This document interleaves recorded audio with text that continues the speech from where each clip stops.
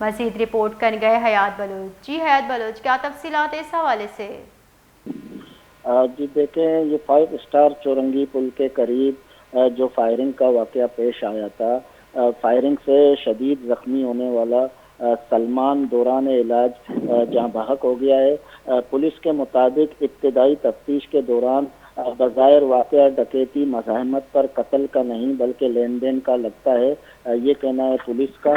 مقتول سلمان بلڈر بھی تھا اور کیٹرنگ کا کام بھی کرتا تھا۔ مقتول سلمان کے ساتھ اس کا ملازم بلال بھی موٹر سائیکل پر تھا جب یہ فائرنگ کا واقعہ پیش آیا۔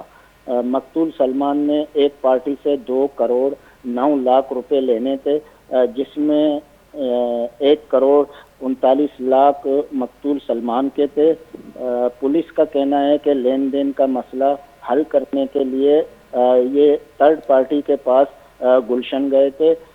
پولیس کا مزید یہ بھی کہنا تھا کہ 2 موٹر سائیکل سوار ملزمان نے سائیڈ دے کر ان کو روکا۔